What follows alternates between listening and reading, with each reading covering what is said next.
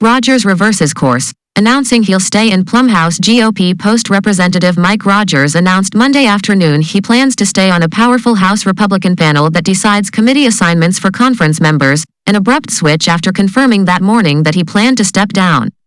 I have been surprised that an overwhelming number of members, both rank and file and leadership, have urged me to stay on the steering committee, the Alabama Republican said in a statement. Consequently, I plan to remain on steering for the balance of this Congress. Rogers had said earlier Monday that he planned to step down later in the week, though he underscored that his departure wasn't finalized and that he was not being encouraged by his colleagues to exit.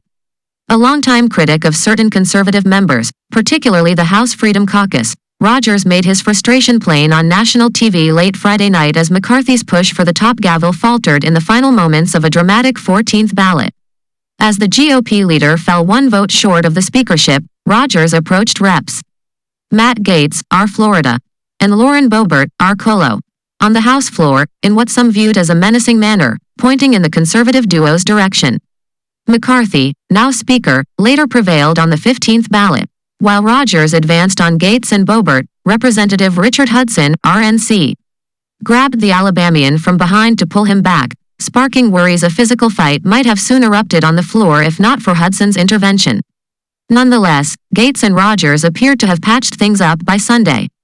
Gaetz and I have a long and productive working relationship that I am sure will continue. I regret that I briefly lost my temper on the House floor Friday evening and appreciate Matt's kind understanding, Rogers tweeted after Gaetz also publicly shared that he forgives Rogers and doesn't think he should face any reprisal for that moment. But that public moment wasn't Rogers' only high-profile confrontation with McCarthy's foes during the speaker race. Earlier last week, he angrily vowed during a private conference meeting that any members who opposed the Californians' bid for speaker would lose their committee assignments.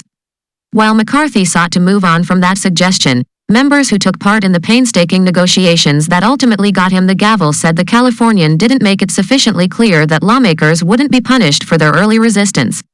That, some McCarthy allies said, amounted to a tactical error that made his internal problems worse last week. Meanwhile, during last week's talks, Gaetz pushed for a gavel on a subpanel of the Armed Services Committee, according to one member involved in the negotiations.